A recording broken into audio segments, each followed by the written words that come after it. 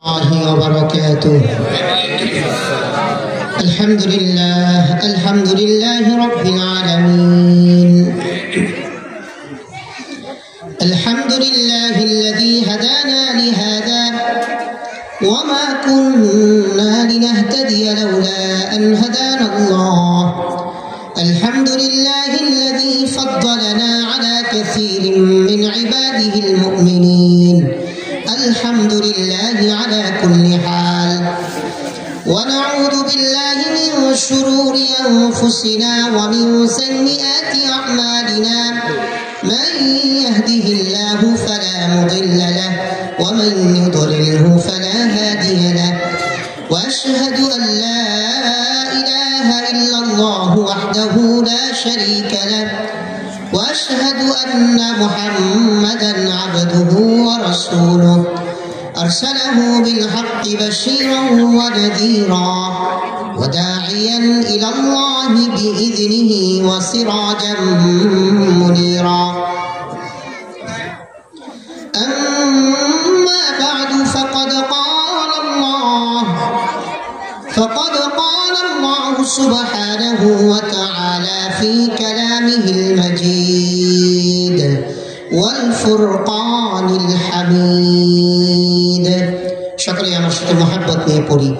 أعوذ بالله من الشيطان الرجيم. بسم الله الرحمن الرحيم. قل إن كنتم تحبون الله فاتبعوني يحببكم الله ويغفر لكم ذنوبكم والله غفور رحيم.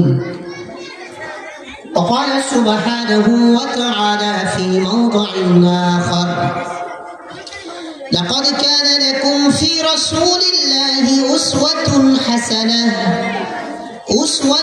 حسنة لمن كان يرجو الله واليوم الآخر وذكر الله كثيرا.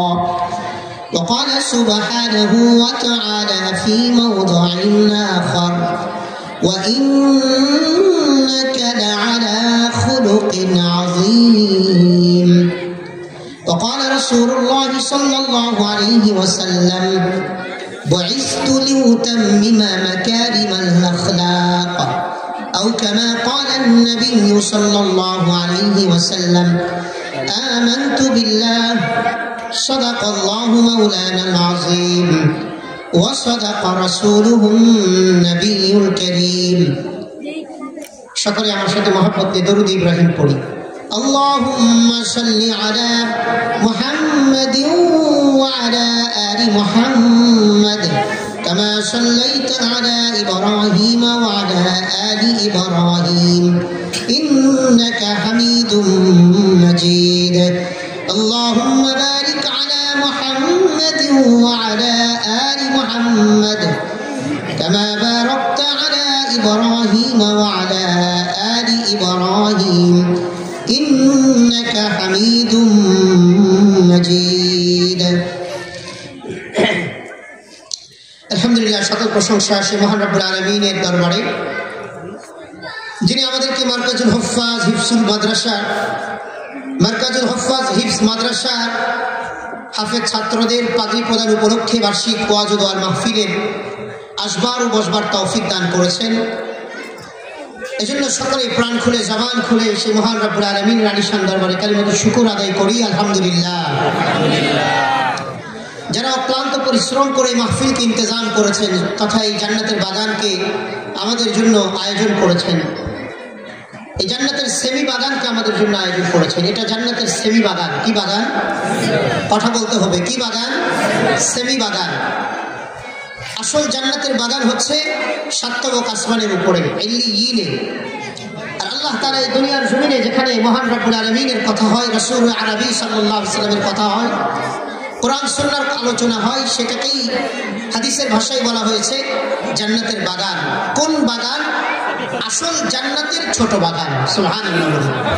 এই জান্নাতের বাগানগুলোতে যারা বারবার বসার তৌফিক লাভ করবে ইনশাআল্লাহ সুম্মা ইনশাআল্লাহ রব্বুল আলামিন তাদেরকে আসল জান্নাতে যাওয়ার সুযোগ করে দিবেন।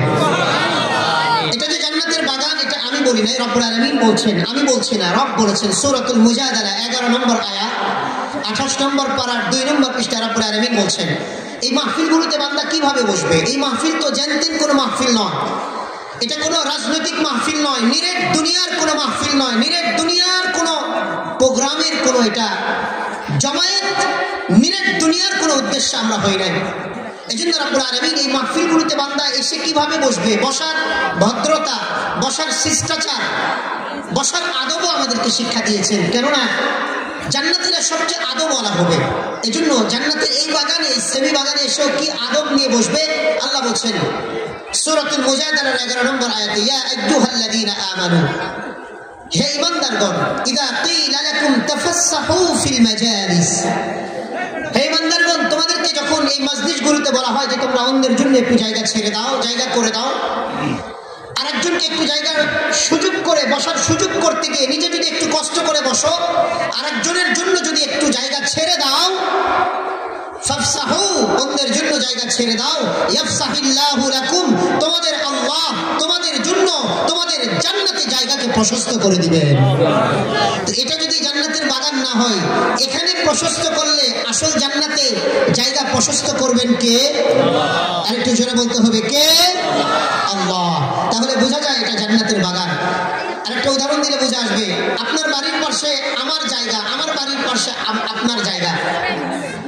আপনার বাড়ির পাশে আমার জায়গা, বারবার যাতায়াত আমার পেরেশান লাগে, কষ্ট হয়। আপনার বারবার আমার কাছে আসাটা, আমার বাড়ির পাশে আপনার জায়গা, এই জায়গাতে আপনারও আসাটা পেরেশানি হয়। একটা সময় আমরা বলি যে ভাই এক কাজ করি, আমার জায়গাটা আপনি নেন আর আপনার জায়গাটা আমাকে বদল দেন, এওয়াজ বদল এটাকে বলা হয়। আমাদের দেশীয় আইনে জায়গাকে এওয়াজ বদল করা যায় এরকম একটা পদ্ধতি আছে, কেউ জানেন বিষয়টা? তো এওয়াজ বদল, তো আল্লাহ বুঝাইতে চান যে বান্দা ওই জান্নাতের এটা এওয়াজের জায়গা, এটা এওয়াজের জায়গা, তো এখানে তুমি বারবার আসবা, বারবার বসবা, অন্যের জন্য জায়গাকে একটু সুযোগ করে দিবা বসার জন্য, তো আমি আল্লাহ তোমার আসল জান্নাতে জায়গাকে প্রশস্ত করে দিব। তো আমরা কে কে চাই যে এখনই আমাদের জান্নাতে জায়গা বেড়ে যাক? ইনশাআল্লাহ বলে দাঁড়িয়ে পড়ি। যারা যারা চাই ইনশাআল্লাহ বলে একটু কষ্ট করে দাঁড়িয়ে পড়ি। আল্লাহু আকবার, যারা বলে আল্লাহু আকবার। যে যত সামনে আসবো জান্নাতে জায়গা বাড়িয়ে দিবেন কে? আরো জোরে বলি কে? সামনে চলে আস, অনেক ভাই আসবেন ইনশাআল্লাহ, জায়গা পুরো পরিপূর্ণ হয়ে যাবে, আমরা সামনে চলে আসবো, কারো সামনে খালি রাখবো না। এই যে সামনের দিকে আসলাম, আল্লাহ আমাদের জান্নাতে জায়গা, আল্লাহ বলেছেন জায়গা বাড়াবে কে? আল্লাহ এখনই অলরেডি আমাদের জন্য আমাদের জান্নাতে জায়গাকে প্রশস্ত করে দিয়েছেন, আলহামদুলিল্লাহ বলি। এই মাহফিলে আসতেও বসতে পেরে আমরা খুশি না নারাজ? যারা অক্লান্ত পরিশ্রম করেছেন এই মারকাজুল হুফাজ হিফজ মাদ্রাসার এই মাহফিলকে ইন্তজাম করতে গিয়ে, যারা অর্থ দিয়েছেন, শ্রম দিয়েছেন, দোয়া করেছেন, কষ্ট করেছেন, সর্বোপরি যারা আজকে এই মাহফিলকে সাফল্যমণ্ডিত করবার লক্ষ্যে মাহফিলের সামিয়ানার নিচে বসে চাতক পাখির নাই ও মা বোনেরা পর্দার অন্তরালে থেকে চাতক পাখির নাই কোরআন ও হাদিসের আলোচনা শুনবার জন্য যারা আমরা অধীর আগ্রহে অপেক্ষমান, রব্বুল আলামিন আমাদের প্রত্যেকের আশা বসা শ্রবণকে বলাকে কবুল করে আমাদের প্রত্যেকের নামগুলোকে আসল জান্নাতে তথা জান্নাতুল ফেরদাউসের খাতায় লিপিবদ্ধ করে দিন, সবাই বলি আমিন। মুহতারাম হাজিরিন, আমি খুতবাতে 3টি আয়াতে কারিমা তিলাওয়াত করেছি। আমার সময়ের মধ্যে আমি চেষ্টা করব এই আয়াতগুলোর তরজমা তাফসীর করে শেষ করার জন্য ইনশাআল্লাহ। ওয়া তাওফীকি ইল্লা বিল্লাহ, আলাইহি তাওয়াক্কালতু ওয়া ইলাইহি উনীব। মুহতারাম হাজিরিন, আমি প্রথম যে আয়াতে কারিমা তিলাওয়াত করেছি রব্বুল আলামিন আলোচনা করেছেন সূরা আলে ইমরান 31 নম্বর আয়াত, 3 নম্বর পারার 13 নম্বর পৃষ্ঠায় রব্বুল আলামিন আলোচনা করেছেন قل إن كنتم تحبون الله فاتبعوني يحببكم الله ويغفر لكم ذنوبكم والله غفور رحيم। আল্লাহ তাআলার বান্দা রব্বুল আলামিন বলেন, কুল নবী আপনি বলে দিন, ইন কুনতুম তুহিব্বুনাল্লাহ, যদি দুনিয়ার মানুষ আমি আল্লাহ আমার ভালোবাসা ভালোবাসার দাবিদার হয়, যদি আমাকে ভালোবাসতে চায়, যদি তারা বুঝাতে চায় আমরা আল্লাহকে ভালোবাসি, নবী আপনি বলে দিন আল্লাহকে ভালোবাসো, এই কথাটা বলার দরকার নেই। فاتبعوني يحببكم الله ويغفر لكم ذنوبكم والله غفور رحيم। নবী আপনি তাদেরকে বলে দিন তারা যেন আপনার ইত্তেবা করে, আপনার ইতাআত করে, আপনার অনুসরণ করে, আপনার অনুকরণ করে, আপনি যেমনি বলেন এমনি যেন চলে। যদি তারা এই কাজগুলো করে, আপনাকে অনুকরণ করে, ফলো করে, ইত্তেবা করে, ইতাআত করে, তো তাদের বলার দরকার নেই আপনাকে তারা ভালোবাসার কারণেই ইত্তেবা করবে, ইতাআত করবে, অনুসরণ করবে, অনুকরণ করবে। তো আমি আল্লাহ অটোমেটিকলি আমার ভালোবাসা দিয়ে তাদেরকে পরিপূর্ণ করে দিব।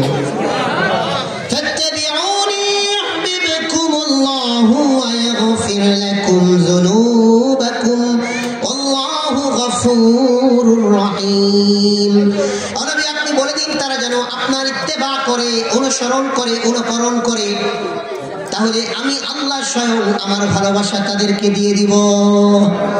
তাহলে আল্লাহর ভালোবাসা পাওয়ার জন্য শর্ত কয়টা?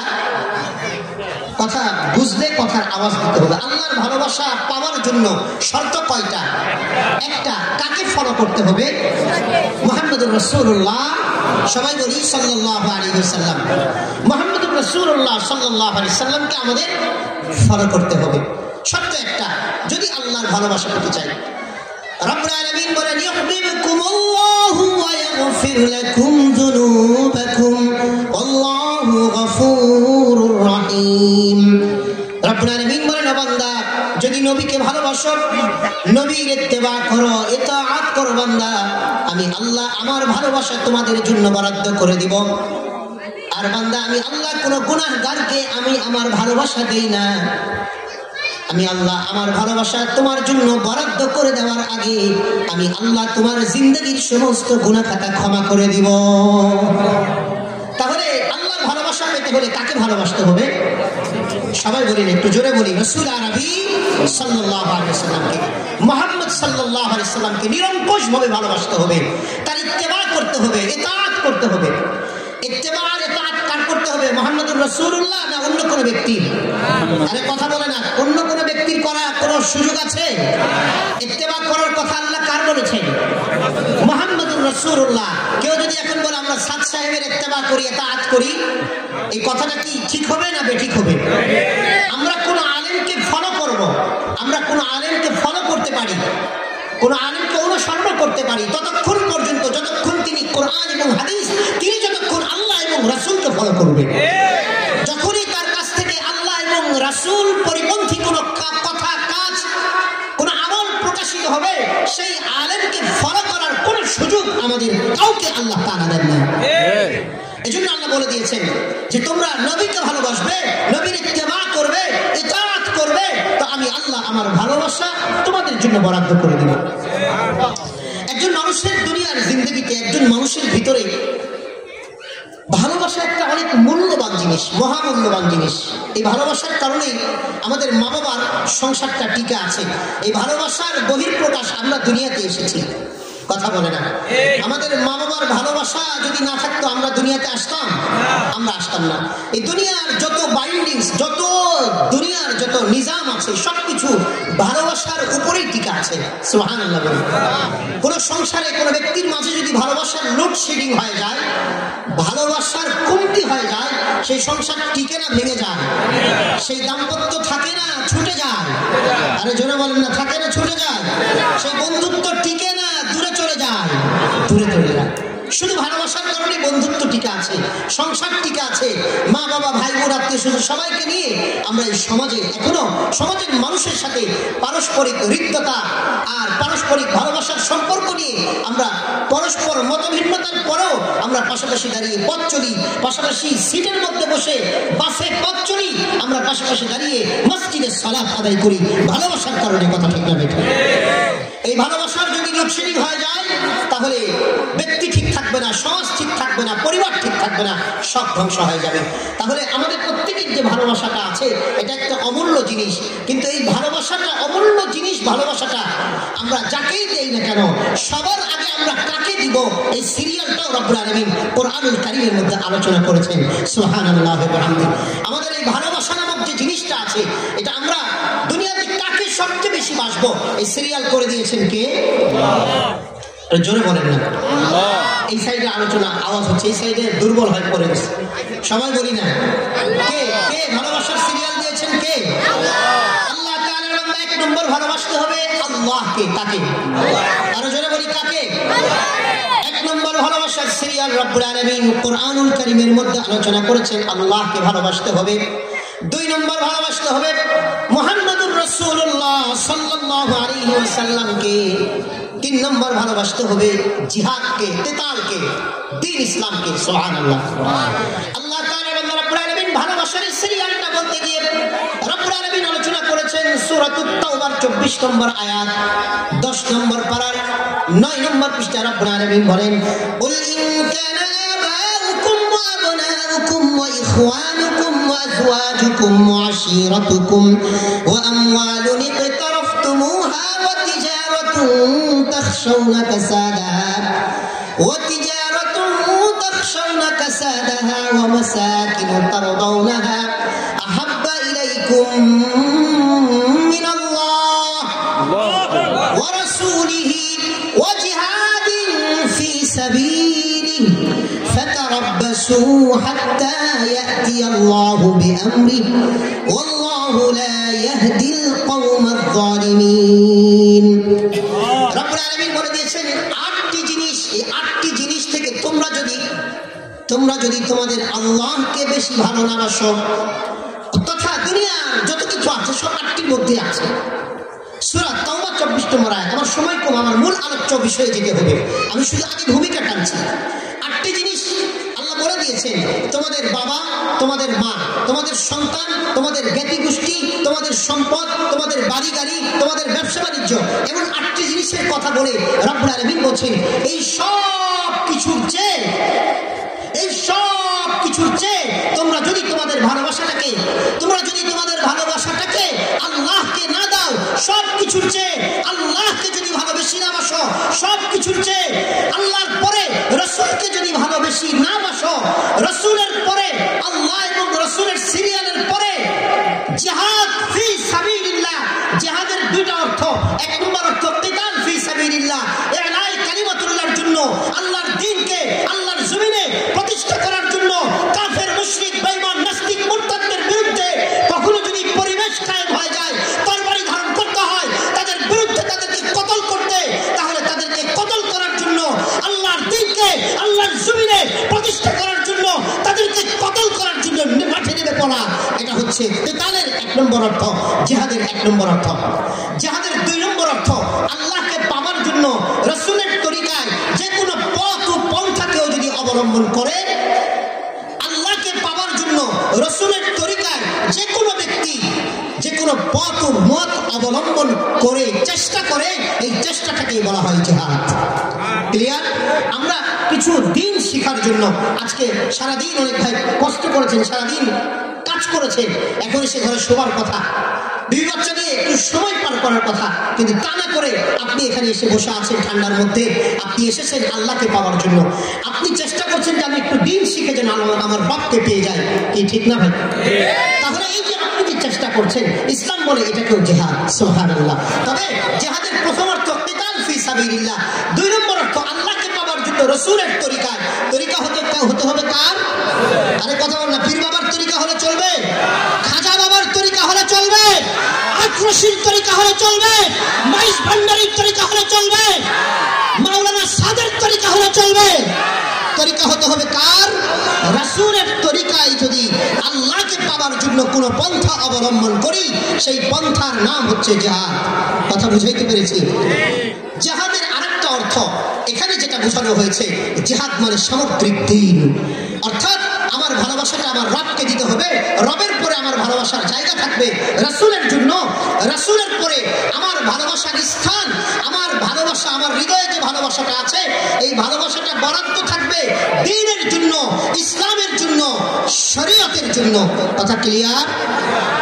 আল্লাহ আল্লাহ রসুলের পরে আমার ভালোবাসাটা আমার বিবির জন্য হলে চলবে না, আমার বাচ্চাদের জন্য হলে চলবে না, আমার ব্যবসা প্রতিষ্ঠানের জন্য হলে চলবে না। আল্লাহ রসুলকে ভালোবাসার পরে আমার ধর্মকে সব কিছুর চেয়ে প্রায়োরিটি দিতে হবে। কথা ক্লিয়ার? তাহলে আমরা আমাদের ভালোবাসাটা রাসূলকে দিব। আল্লাহ বলেছেন রাসূলকে যদি ভালোবাসো, ইত্তেবা করো, ইতাআত করো, তো আমি আল্লাহ আমার ভালোবাসাটা তোমাদের জন্য বরাদ্দ করব। মুহতারাম হাজরিন, আমরা যে একজন আরেকজনকে পরস্পর ভালোবাসি চারটি গুণের কারণে। কয়টি গুণের কারণে? রাসূল আরবি সাল্লাল্লাহু আলাইহি সাল্লামকে আমরা কেন ভালোবাসবো? কি কারণে রাসূলকে আমরা ভালোবাসবো? অথচ আল্লাহ বলছেন যে রাসূলকে ভালো না বাসলে আমার ভালোবাসা দিব না তোমাদেরকে। তাহলে রাসূলের ভালোবাসা আমাদের বাসতে হবে রাসূলকে। আমরা কেন বাসবো প্রশ্নটা যদি করি, তাহলে একজন মানুষ আর একজন মানুষকে ভালোবাসে চারটি গুণের কারণে। কয়টি গুণের কারণে? কারো কাছে চারটি একত্রে বিদ্যমান আছে, কারো কাছে তিনটি আছে, কারো কাছে দুটি আছে, কারো কাছে একটি আছে। কিন্তু পৃথিবীতে একজন ব্যক্তি মুহাম্মদুর রাসূলুল্লাহ সাল্লাল্লাহু আলাইহি সাল্লাম, তার মাঝে চারটি গুণ, ভালোবাসার মতো চারটি গুণ একত্রে রব্বুল আলামিন বিদ্যমান রেখে দিয়েছেন। সুবহানাল্লাহ। এক নম্বর ভালোবাসার জন্য এক নম্বর যে গুণটি লাগে, পরস্পরকে ভালোবাসার জন্য প্রথম যে গুণটি লাগে সে গুণটির নাম হচ্ছে জামাল। আমরা একে অপরের প্রতি আকৃষ্ট হই প্রথম যেটা দেখে সেটা সৌন্দর্যটা দেখে। কথা বলে না? একজন আরেকজনের প্রতি আমরা আকৃষ্ট হই কি সুন্দর দেখে, ঠিক আছে? অর্থাৎ সুন্দরের প্রতি আমরা সকলেই দুর্বল, সৌন্দর্যের প্রতি আমরা দুর্বল, সুন্দর আমাদের ভালো লাগে। তাহলে এক নম্বর সৌন্দর্যের কারণে মানুষ মানুষকে ভালোবাসে। নাম্বার দুই কামাল। কামাল অর্থ পূর্ণতা। পূর্ণতার দুটি দিক আছে, একটি জ্ঞানের দিক থেকে পূর্ণতা আর একটি চারিত্রিক দিক থেকে পূর্ণতা। পূর্ণতার কটি দিক? দুটি দিক, জ্ঞানের দিকে পূর্ণতা, চারিত্রিক দিকে পূর্ণতা। মানুষ মানুষকে ভালোবাসে দুটির কারণে। কেউ বেশি জ্ঞানী, এই জন্য আমরা জ্ঞানীদেরকে ভালোবাসি। কেউ বেশি চরিত্রবান, উন্নত চরিত্রের অধিকারী, মাধুর্যময় চরিত্রতা, সবার সাথে হাসি দিয়ে কথা বলে, সবাইকে সে ভালোবাসা দেয়, সবার সেবা করার চেষ্টা করে, কারো থেকে সেবা নেবার জন্য চেষ্টা করে না। এই উন্নত চরিত্রবান মানুষগুলোকে আমরা ভালোবাসি তার চরিত্রের কারণে। মানুষ মানুষকে ভালোবাসে তিন নম্বর কারণ মাল তথা অর্থনৈতিক কারণে। অর্থাৎ আমরা একে অপরকে ভালোবাসি অর্থের কারণে বা দাতা হওয়ার কারণে। একজন দানশীল, তার কথা শুনলে আমাদের ভালো লাগে। এই কথা ঠিক না বেঠিক? লোকটা দানশীল, তো দানের কারণে মানুষ মানুষকে ভালোবাসে। নাম্বার চার আকার। একজন আরেকজনকে ভালোবাসে ব্লাড কানেক্টেড, আত্মীয়তার সম্পর্কের কারণে। কিসের কারণে? সবাইকে কথা বলতে হবে। কিসের কারণে? আত্মীয়তার সম্পর্কের কারণে। আমরা আজকে শুধু একটা বিষয় নিয়ে আলোচনা করব। এই চারটি গুণ রব্বুল আলামিন মুহাম্মদুর রাসূলুল্লাহ সাল্লাল্লাহু আলাইহি সাল্লামের মাঝে আল্লাহ তাআলা রেখে দিয়েছেন। দ্বিতীয় নম্বর গুণ, মানুষ মানুষকে ভালোবাসে কামালের কারণে, পূর্ণতার কারণে। পূর্ণতা দুটি দিক আছে। এক নম্বর পূর্ণতার দিক, জ্ঞানের দিক। জ্ঞানী হওয়ার কারণে মানুষ মানুষকে ভালোবাসে। আছে না নাই? কথা বলতে হবে, আছে না নাই? আমরা যদি একজনকে পরিচয় করিয়ে দিই তিনি সচিব, একজনকে আপনি পরিচয় করিয়ে দিলেন ভাই উনি রানিং সচিব, তো শিক্ষিত যারা সচিব সম্পর্কে যাদের আইডিয়া আছে তারা তাকে সমীহ করবে না? কারণ সরকারি কোন দল চাইটা কখনো সচিব হওয়া যায় না। সচিব হতে হলে অবশ্যই শিক্ষিত হতে হবে, সর্বোচ্চ শিক্ষিত হতে হবে। কেননা সচিবরাই দেশ চালায়। দেশ চালায় কারা? সচিবরা। তো একজন মানুষকে সচিবের পরিচয় করিয়ে দিলে আমরা বুঝি যে অনেক শিক্ষিত, উচ্চ শিক্ষায় শিক্ষিত। কথা ঠিক না বেঠিক? আমাদের বর্তমান পৃথিবীতে আমরা সবচেয়ে জ্ঞানী যাদেরকে আমরা বলি, যে শিক্ষার সর্বোচ্চ শিক্ষায় আমাদের দেশ পৃথিবীতে বর্তমান যেটা আছে FCPS, যে শিক্ষাটা বর্তমান পৃথিবীতে আছে সেই শিক্ষার নাম কি? সর্বোচ্চ ডিগ্রির নাম FCPS। এটারও কিছু শাখা প্রশাখা আছে, কিন্তু সর্বোচ্চ ডিগ্রি এটাকে বলা হয়। কেউ যদি FCPS ডিগ্রিধারী হয় তাহলে আমরা বুঝি যে না উনি বিশাল বড় শিক্ষিত। আচ্ছা বলেন, এই শিক্ষাগুলো বানিয়েছে কে? মানুষ না নবী? আরে দুনিয়ার যে শিক্ষা, এই শিক্ষার সিলেবাস গুলো মানুষ বানিয়েছেন না নবী বানিয়েছেন? কথা বলে না, কে বানিয়েছেন? মানুষ বানিয়েছেন, আল্লাহ পাঠিয়েছেন এই শিক্ষা সিলেবাস। দুনিয়াবী শিক্ষা সিলেবাসটা এটা কি মানুষ বানিয়েছেন আর মহান রব্বুল আলামিন শিক্ষিত? মানুষ বানিয়েছে।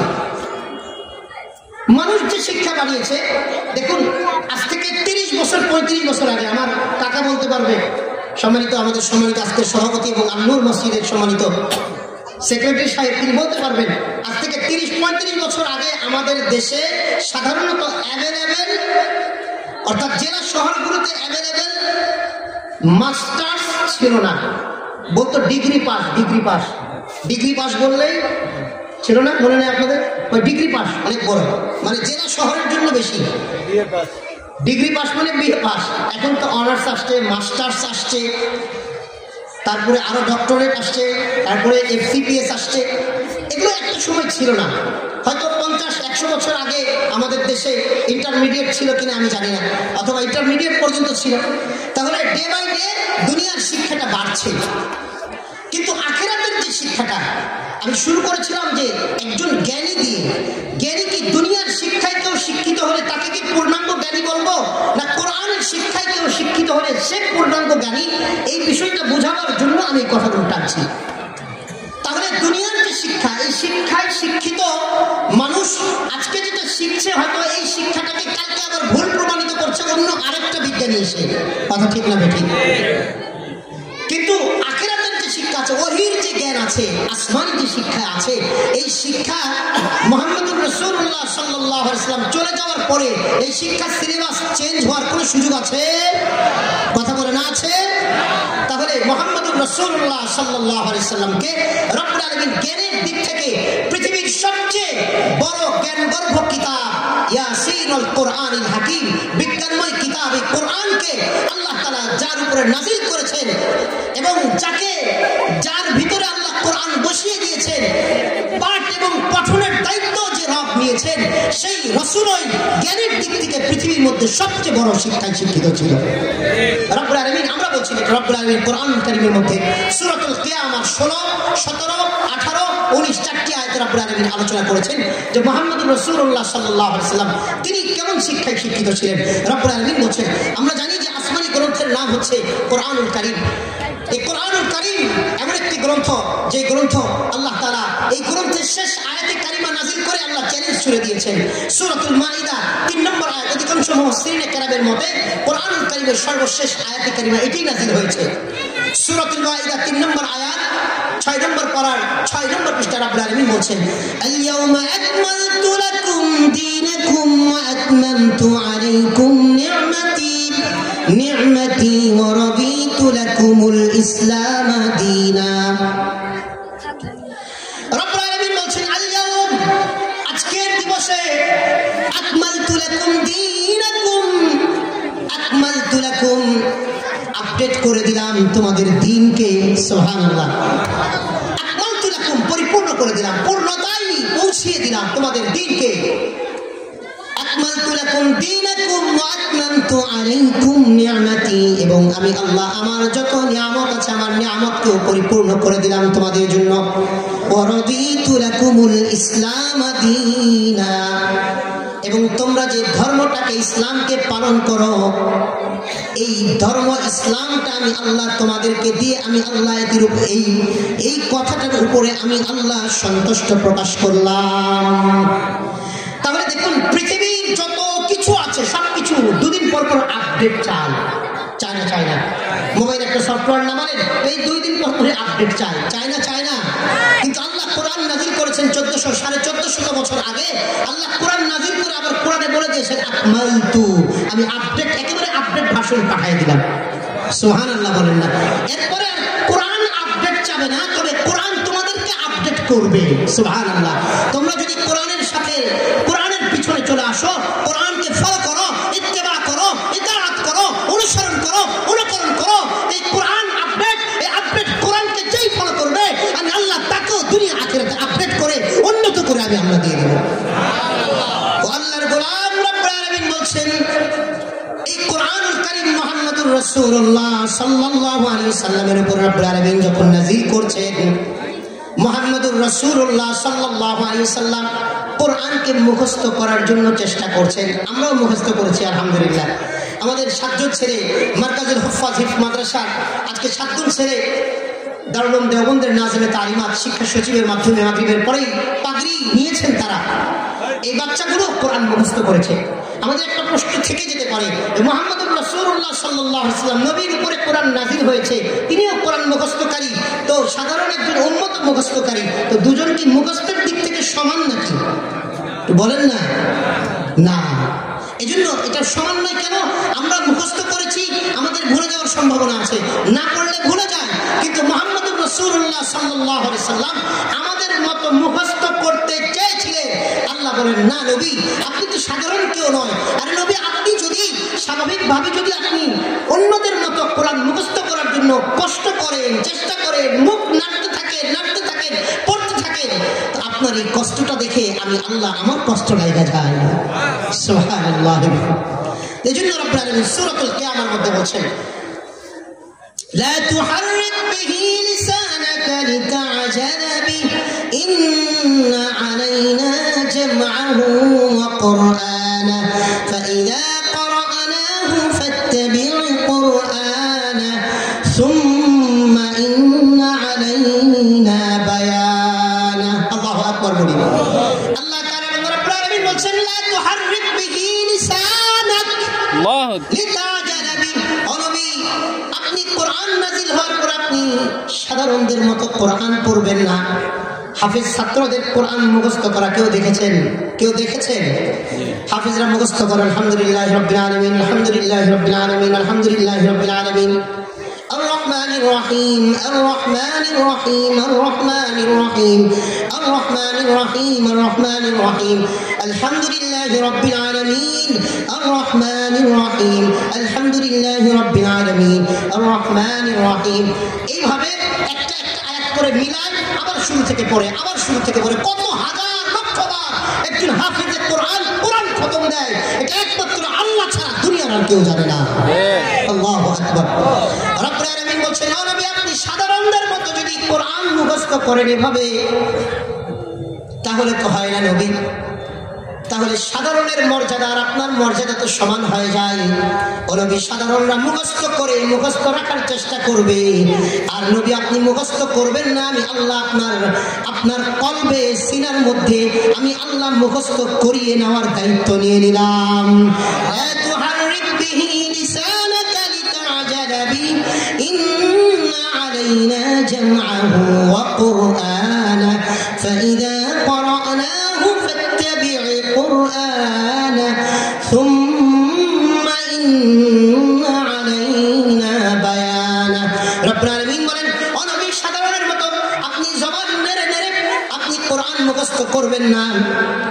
ইন্না আলাইনা জামআহু ওয়া কুরআনা, এই কোরআন আপনার সিনার ভিতরে আমি আল্লাহ স্বয়ং জমা করে দিব, আমি আল্লাহ স্বয়ং মুখস্থ করিয়ে দিব।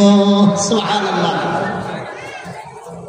ইন্না আলাইনা জামআহু ওয়া কুরআনা ফাইযা ক্বারা'নাহু ফাত্তাবি' কুরআনা, তো আমি আল্লাহ মুখস্থ করে দিব আপনার কোরআনে। তো আপনি কি করবেন? জিবরিল যখন এই কোরআন পড়বে আপনি শুধু জিবরিলের অনুসরণ করবেন। সুবহানাল্লাহ। ফাইযা ক্বারা'নাহু ফাত্তাবি' কুরআনা, জিবরিল যখন কোরআন তিলাওয়াত করবে তখন আপনি কোরআনের অনুসরণ করবেন। সুম্মা ইন্না আলাইনা বায়ানা, নবী কোরআন মুখস্থ করে দেওয়ার দায়িত্ব আমি আল্লাহ নিলাম। কোরআন আপনার জবান থেকে সুন্দর করে তিলাওয়াত বের করে দেওয়ার দায়িত্ব আমি আল্লাহ নিলাম। তৃতীয় নম্বর, নবী এই কোরআনের তরজমা ব্যাখ্যা মানুষের কাছে আপনার জবান দিয়ে যে আপনি বের করবেন, সেই তরজমা ব্যাখ্যা তাফসীর আমি আল্লাহ আপনার পক্ষ থেকে বের করারও দায়িত্ব নিয়ে নিলাম। সুবহানাল্লাহ। তো নবীর আর কোনো জিম্মাদারি আছে? সব দায়িত্ব নিয়েছেন কে? আরে জোরে বলি, কে নিয়েছেন? আল্লাহ তাআলা নিয়েছেন। আল্লাহর কোরআন। এজন্য এই কোরআনুল কারীম পুরো পৃথিবীর মধ্যে যত গ্রন্থ আছে, পৃথিবীর মানুষ যত গ্রন্থ লিখেছে, সমস্ত গ্রন্থের ভূমিকার মধ্যে লেখে আমি মানুষ, মানবীয় ভুল ত্রুটির ঊর্ধ্বে নয়।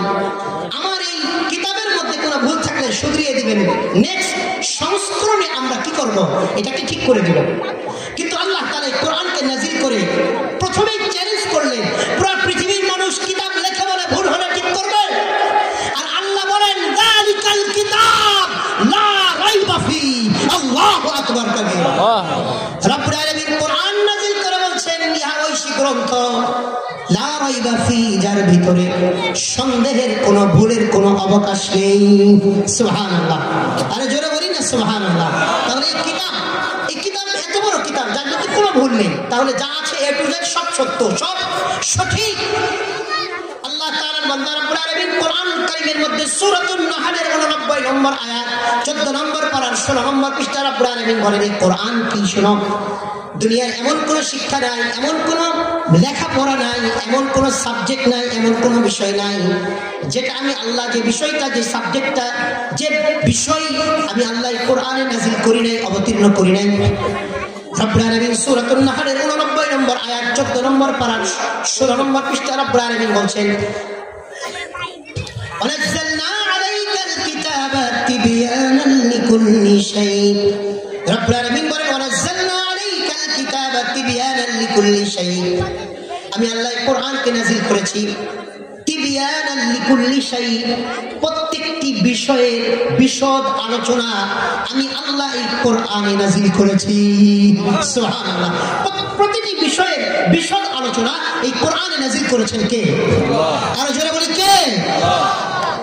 অতএব অনেক গার্জেন হীনমন্যতায় ভোগে কোরআন পড়লে কি হবে, কি পাবে? আরে ভাই, আল্লাহ তো বলছেন এই কোরআনে আমি সব নাযিল করে দিয়েছি। সমস্ত পৃথিবীর এমন কোন বিষয়ের মূলনীতি নেই যে মূলনীতি, যে বিষয়ের মূলনীতিটা কোরআনে আল্লাহ অবতীর্ণ করেন নাই। সুবহানাল্লাহ। এই জন্য আমরা একটা উদাহরণ দিই। একটা শুভ্র সাদা আকাশ, কেউ যদি লাল গ্লাসের চশমা পরে দেখে সাদা দেখবে না লাল? কথা বলতে হবে। শুভ্র সাদা আকাশ কেউ যদি ব্লু কালারের গ্লাসের চশমা পরে ওই সাদা আকাশকে দেখে সাদা দেখবে না ব্লু দেখবে? ব্লু দেখবে। তো ঠিক অনুরূপ ভাবে কালো গ্লাসের চশমা পরে কেউ যদি শুভ্র সাদা আকাশকে দেখে যেমন কালো দেখবে, তো ঠিক কোন সায়েন্টিফিক যদি সায়েন্সের চশমা পরে আমার মহান রবের এই কোরআনকে খোলে, তো প্রতিটি সূরায় আর পারায় আর পৃষ্ঠায় এই সায়েন্সের সূত্রাবলী সায়েন্টিফিক পেয়ে যাবে। কোন ম্যাথমেটিক্সবিদ যদি ম্যাথের চশমা পরে কোরআনকে খোলে, তাহলে কোরআনের প্রতিটি সূরা পারা আর পৃষ্ঠায় ম্যাথের সূত্রাবলী পেয়ে যাবে। কোন ইকোনমিক্সবিদ, কোন অর্থনীতিবিদ যদি এই কোরআনকে ইকোনমিক্সের চশমা পরে এই কোরআনকে খোলে আর কোরআনকে দেখে, তো আল্লাহ তাআলা ওই ইকোনমিক্সবিদের তার এই কোরআনের প্রতিটি সূরা পারায় আর পৃষ্ঠার মধ্যে অর্থনীতির মূলনীতিগুলো আল্লাহ তাআলা তাকে দেখিয়ে দিবে। অনুরূপভাবে কোন মুমিন মুত্তাকি মুসলিম যদি আল্লাহর কাছে যাওয়ার জন্য, আল্লাহর জান্নাতে যাওয়ার আশায় হেদায়েতের চশমা পরে, তাকওয়ার চশমা পরে এই কোরআনকে খুলে, তো ওই মুত্তাকি, ওই মুমিন, ওই মুসলিম কোরআনের প্রতিটি সূরায়, প্রতিটি পারায়, প্রতিটি পৃষ্ঠায়, প্রতিটি আয়াতে, প্রতিটি বাক্যে, প্রতিটি শব্দে জান্নাতে যাওয়ার পথ, আল্লাহকে চিনার পথ তথা হেদায়েত সে কোরআনে পেয়ে যাবে। দোস্তরা হাজিরিন, এ হচ্ছে কোরআন। আল্লাহ তাআলা যে কোরআন নাযিল করেছেন মুহাম্মদুর রাসূলুল্লাহ সাল্লাল্লাহু আলাইহি ওয়াসাল্লামের উপরে। তাহলে আমরা যদি এই দুনিয়াতে কাউকে বিশ্বের মধ্যে এক নম্বর জ্ঞানী মনে করি, তাহলে এক নম্বর জ্ঞানী দুনিয়ার মানুষের দৃষ্টিকোণ থেকে মানুষ যদি সর্বোচ্চ জ্ঞানী হয়, তাহলে ঐশী বাণী পড়েই হবে। আর সেই ঐশী বাণী মুহাম্মদুর রাসূলুল্লাহ সাল্লাল্লাহু আলাইহি ওয়াসাল্লাম তার উপরে আল্লাহ তাআলা নাযিল করেছেন এবং তিনি পৃথিবীর মধ্যে মহাবিজ্ঞানী, মহাজ্ঞানী ছিলেন। সুবহানাল্লাহ। মুহতারাম হাজিরিন,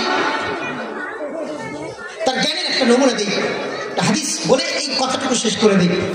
একটা হাদিস তিনি বলে গিয়েছেন 1000 বছর আগে, কিন্তু এই হাদিসগুলো এখনো পৃথিবীতে বিদ্যমান, জাজুল্যমান। এক আমেরিকান এক ইহুদি ডাক্তার, তিনি একবার আরবের এক বিমানে উঠেছে, বিমানের ইকোনমিক সিটে উঠেছে। ইকোনমিক সিটে কোন বিমানে মাঝখানে 4 সিট থাকে, 2 পাশে 3 সিট করে। তো তিনি যে পাশে বসেছেন, 3 জন ব্যক্তি বসেছেন। ডান দিকে একজন মুমিন, ডান দিকে একজন মুসলমান, মাঝখানে উনি, বাম দিকে আরেকজন মুসলমান। তো তিনি ওই বিমানে চড়ে সফর করছেন। তো ডান দিকের মুসলমান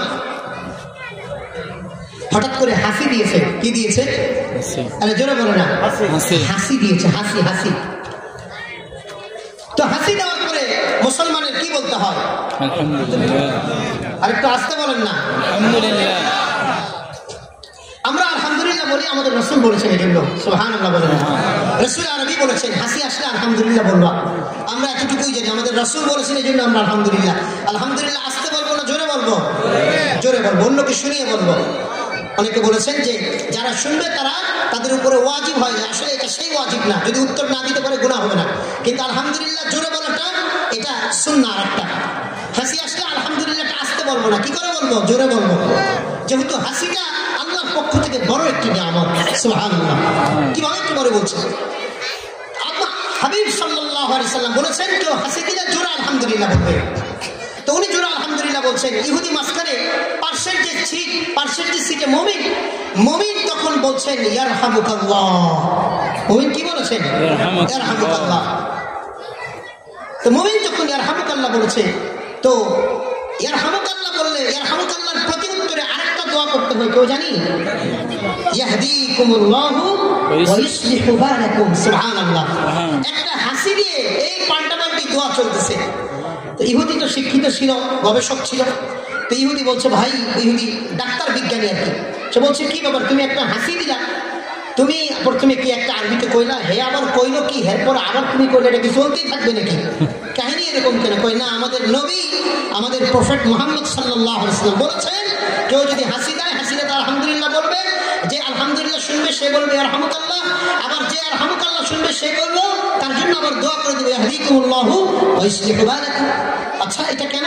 ওই কেন এটা জানি না, তবে আমাদের নবী বলেছেন, এই জন্য আমরা এই কাজটা করি। তবে এই কাজটা করা ফরজ ওয়াজিব এরকম মানদণ্ডে কিছু নয়, এটা মুস্তাহাব পর্যায়ের, আমল করলে নেকি আছে, না করলে গুনাহ নেই। ইহুদি দেশে গেলেন, দেশে যাওয়ার পরে ইহুদি ল্যাবে হাসি নিয়ে গবেষণা করলেন। দীর্ঘদিন হাসিটা কোথায় থেকে আসে, কিভাবে উৎপত্তি, কিভাবে বের হয়, এটা নিয়ে গবেষণা করে, সুবহানাল্লাহ, ইহুদি এটা নিয়ে গবেষণা করে প্রথমে মুসলমান হয়ে গেলেন।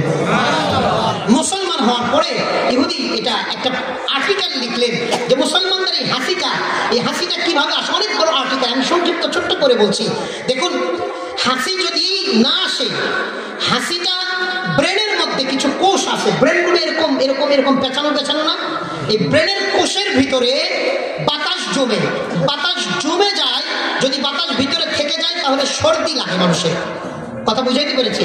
আর যদি কারো যদি হাসিটা বের হয়ে যায় তাহলে সর্দি আর লাগে না, কথা ক্লিয়ার? কারো যদি হাসি ক্লিয়ার থাকে সর্দি লাগে না, নাক জাম হয় না। কিন্তু হাসি যদি ক্লিয়ার না থাকে তাহলে তার সর্দি লেগে যায়, পরে নাকের ভিতরে একটা কিছুতে খোসা দিলে আবার হাসি দিতে মনে চায়, হাসি দিলে খুব ভালো লাগে, কথা বলে না? প্রিয় ভাই, বিজ্ঞানী বলছে যে এখানে বাতাস এটা ব্রেনের মধ্যে জমে। দেখুন, আমাদের বাতাস পেটেও জমে না? পেটের বাতাস আমরা চাইলেও অনেক সময় ইচ্ছা করে বের করতে পারি, দৌড়াদৌড়ি করে, কাচ্চিত হয়ে বিভিন্নভাবে বের করার পদ্ধতি আছে, কিন্তু ব্রেনের বাতাস স্বাভাবিকভাবে বের করার কোনো পদ্ধতি নাই। তো বিজ্ঞানী দেখেছে যে আল্লাহ তাআলা একটা বিশেষ প্রক্রিয়ায় এই ব্রেনের বাতাসটা হাসির মাধ্যমে বের করে দেন। যেহেতু বিশেষ প্রক্রিয়ায় আল্লাহর কাছে বান্দা চায় না, তারপরেও এটা জমলে বান্দার সর্দি লাগবে, মাথা ব্যথা করবে, কষ্ট হবে, এই জন্য আল্লাহ তাআলা বিশেষ প্রক্রিয়ায় সময় ঠান্ডা বেশি লেগে গেলে, বেশিক্ষণ গোসল করলে, বেশি ঠান্ডা খাইলে সময় আল্লাহ হাসিটা বের করে দিয়ে মাথার ব্রেনের ভিতরে ঠান্ডা জমিয়ে সর্দি না বানায়া আল্লাহ কুদরতি ভাবে মেহেরবানি করে হাসিটা বের করে দেন। এজন্য ইসলামের নবী মুহাম্মদ সাল্লাল্লাহু আলাইহি সাল্লাম যে আল্লাহ এত বড় একটা উপকার করলেন বান্দার, সেই আল্লাহর উপকারের জন্য সে আল্লাহর কৃতজ্ঞতা স্বরূপ আলহামদুলিল্লাহ বলতে বলছে। সুবহানাল্লাহ, এটা হচ্ছে ইসলাম। মুহাম্মদ রাসূলুল্লাহ সাল্লাল্লাহু আলাইহি ওয়াসাল্লাম একটা কথা বলে দিয়েছেন, এই কথাগুলো কিয়ামত পর্যন্ত চলতেই থাকবে এবং এই কথাগুলো পৃথিবীর মানুষ আপডেটই পেয়ে যাবে। সুবহানাল্লাহ। মুহতারাম হাজিরিন, আমরা অধিকার যাব না, আমাদের কথা এতটুকুই। তাহলে আমরা আমাদের বাচ্চাগুলোকে মাদ্রাসায় পড়াবো তো ইনশাআল্লাহ। কারা কারা আমাদের বাচ্চাগুলোকে মাদ্রাসায় পড়াবো ইনশাআল্লাহ? একটু হাত উঠায়। আচ্ছা, আমাকে কারা কারা চিনেন একটু হাত উঠান। অনেক মানুষ ছিলেন, তাহলে যেহেতু আপনারা অনেকে ছিলেন একটু কারগুজারি শুনে আলহামদুলিল্লাহ। একটু শুকরাতান বলছেন। আমার 9 সন্তান, 3 সন্তান আলহামদুলিল্লাহ হাফেজ হয়ে গেছে। একটু আলহামদুলিল্লাহ করবেন না? অনেকে 9 সন্তান শুনে হাসে, এই গাধা বোঝে না। দুনিয়াতে দামিকে, আপনাদেরকে গাধা বলছি না, যারা হাসে তাদেরকে বলছে। আচ্ছা, দুনিয়াতে সবচেয়ে দামি কি আকাশ? আল্লাহর যত সৃষ্টি আছে সৃষ্টির মধ্যে দামি কি আকাশ? একজন বলছে মানুষ। আপনারা কি বলেন? মানুষ। আমার সাথে একটু কথা বলেন। আল্লাহর যত সৃষ্টি আছে আকাশ দামি না মানুষ দামি? বাতাস দামি না মানুষ দামি? জমিন দামি না মানুষ দামি? এই পাহাড় পর্বত গ্রহ নক্ষত্র যা কিছু আছে কে?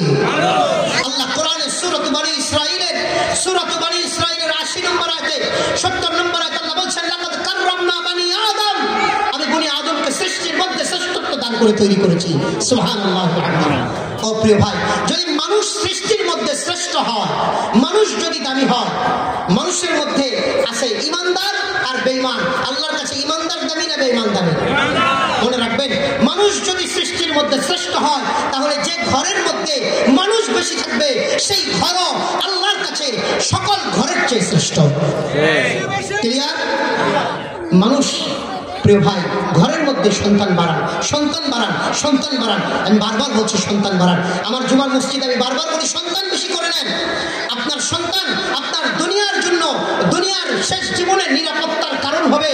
আর আপনার একাধিক নেককার সন্তান রেখে গেলে আপনাকে আল্লাহ তাআলা ওই নেককার সন্তানদের বিনিময়ে ওই নেককার সন্তান আপনার জান্নাতে যাওয়ার কারণ হয়ে যাবে। দুনিয়াতে শেষ জীবনে সন্তান আপনার নিরাপত্তার কারণ, একাধিক নেককার সন্তান আপনার আখিরাতে জান্নাতে যাওয়ার কারণ হয়ে যাবে। প্রিয় ভাই, এজন্য আমি আমার বিবিদেরকে বলেছি যে আমি যদি মারাও যায় প্রতিটি সন্তানকে হাফেজে কোরআন বানাতে হবে। আর কোনো সন্তানের মেধা যদি কম হয়, 10 বছর 20 বছর লাগে, ওর 20 বছর লাগলেও ওর বিয়ে শাদী আর দরকার নেই, ওর আগে হাফেজ হইতে হবে। এই কি হইতে হবে বলেন? এটা আমার থিঙ্কিং, এটা আমার গবেষণা এবং আমি বুঝেছি, আমি কোরআন এভাবেই বুঝেছি। আমি বলেছি যে দেখো, আমার কোনো বাচ্চাদেরকে আমি এটা বুঝাই, আমার কোনো বাচ্চা যেন কিয়ামতের দিন আমাকে কলার ধরে এটা না বলে যে বাবা তুমি তো হাফেজ ছিলা, আলেম ছিলা, তুমি একজন বিজ্ঞ ব্যক্তি ছিলা, বুঝতা সবকিছু, কোরআনের মর্যাদা কত তুমি এটা জানতা, তাহলে আমাদেরকে কোরআনের হাফেজ না বানিয়ে দুনিয়ার শিক্ষায় শিক্ষিত করেছ, অথবা হাফেজ না বানিয়ে অন্য লাইনে দিয়েছ আমাদেরকে। আজকে হাফেজদের মর্যাদা দেখে, কিয়ামতের দিন একজন হাফেজের কোরআনের মর্যাদা দেখে পুরো পৃথিবীর মানুষ হয়রান হয়ে যাবে। যেখানে সবাই জান্নাতে যাওয়ার শাফায়াতের জন্য পাগল থাকবে, আর একজন হাফেজের কোরআনের পক্ষে কোরআন কে আল্লাহর সাথে তর্ক জুড়ে দিবে, আল্লাহর সাথে কোরআন তর্ক করবে। সুবহানাল্লাহ। হাফেজের মর্যাদা বৃদ্ধির জন্য আল্লাহর সাথে কেউ তর্ক করার কেউ অধিকার রাখে না, কেউ ক্ষমতা রাখে না, কারো কোনো সাহস নেই। কিয়ামতের দিন সবাই ইয়া নাফসি ইয়া নাফসি ইয়া নাফসি বলবে, শুধু কোরআন দিয়ে আল্লাহকে বলবো আল্লাহ হবে না, আল্লাহ আপনি আরো মর্যাদা বাড়ান হাফেজে কোরআনে। তো কিয়ামতের দিন আমার কোনো বাচ্চা যেন আমার কলার ধরে এটা না বলতে পারে যে বাবা এই হাফেজে কোরআনের এত মর্যাদা, তুমি আমাদেরকে হাফেজ কেন বানালে না? তাহলে ভাই, তাদের নিয়ত আছে, একটু পাক্কা নিয়ত করে তো ইনশাআল্লাহ বাচ্চাদেরকে হাফেজে কোরআন বানাবো। আল্লাহ আমাদের সবাইকে তৌফিক দান করুন, সবাই বলি আমিন। তাহলে আমরা মেধাগত দিক থেকে আমরা জানলাম যে সবচেয়ে মেধাবী দিক থেকে বিশ্বের মধ্যে আল্লাহ তাআলা মুহাম্মদুর রাসূলুল্লাহ সাল্লাল্লাহু আলাইহি ওয়াসাল্লামকে বানিয়েছেন। আচ্ছা, একজন সচিব, আমরা যখন শুনলাম লোকটি সচিব, তার প্রতি আমাদের একটা সিম্পেথি জ্ঞানের কারণে আসবে না? আসবে। আচ্ছা, সাথে যদি আমরা এটা শুনি, কারণ অনেক সচিব ইদানিং, আগে স্বৈরাচার হাসিনার আমলে সচিবরাও দুর্নীতি করছে, অনেক দুর্নীতিবাজ সচিব এখন কোথায় আছে? জেলে আছে। আচ্ছা, কোন সচিবের ব্যাপারে যদি আমরা এটা শুনি, সাথে ইনি সচিব বাট ওনার কলম চলে না ঘুষ না খাইলে, এই কথাটা শুনলে ভালো লাগবে না খারাপ লাগবে? আরে সবাই বলি ভালো লাগবে না খারাপ লাগবে? তাহলে আমরা তখন আবার তাকে বলবো সর্বনিম্ন মানের, সর্বনিম্ন চরিত্রের একটা মানুষ। কথা ঠিক না ঠিক? মুহতারাম হাজরিন, তাহলে উন্নত চরিত্র আল্লাহ তাআলার কাছে, একজন উন্নত চরিত্রবানের মানুষের চেয়ে দামি আর আল্লাহর কাছে কেউ নেই। উন্নত চরিত্র, আজকে আমরা যে আমলের কথা যতটুকু সুযোগ হয় আমি বলবো ইনশাআল্লাহ। হযরত চলে আসছেন প্রধান বক্তা, তারপরে আমরা কিছু আলোচনা করব। তো আমরা উন্নত চরিত্রবান হওয়া, এটা ইসলাম আমাদের কাছে এটা খুব বেশি চায়। আমরা মুহাম্মদুর রাসূলুল্লাহ সাল্লাল্লাহু আলাইহি ওয়াসাল্লামের ইত্তেবা করব। আমরা বলেছিলাম দুটি গুণের কারণে, একটি হচ্ছে কামাল, পূর্ণতার কারণে, নাম্বার 2 জ্ঞানের পূর্ণতা, কামালের আরেকটি দিক হচ্ছে চারিত্রিক পূর্ণতা। তো আমরা যদি দুনিয়ার কোনো মানুষকে চরিত্র গঠনের দিক থেকে কাউকে যদি ফলো করি, তো আমরা কাকে ফলো করব? এ ব্যাপারে রব্বুল আলামিন কোরআনুল কারীমে আলোচনা করেছেন। সূরাতুল আহজাবের 21 নম্বর আয়াত, 21 নম্বর পারা 19 নম্বর পৃষ্ঠায় রব্বুল আলামিন বলছিল, দুনিয়ার মানুষ, তোমরা দুনিয়ার কার চরিত্রকে দেখে তোমরা ফলো করবে তার চরিত্রটা। আমি আল্লাহ যার ব্যাপারে বলেছি তোমরা তাকেই ফলো করো। আল্লাহ তাআলার বান্দা রব্বুল আলামিন সূরাতুল আহজাবের 21 নম্বর আয়াত, 21 নম্বর পারা 19 নম্বর পৃষ্ঠায় রব্বুল আলামিন বলছেন, লাকাদ কানা লাকুম ফি রাসূলিল্লাহি উসওয়াতুন হাসানাতুন লিমান কানা ইয়ারজুল্লাহা ওয়াল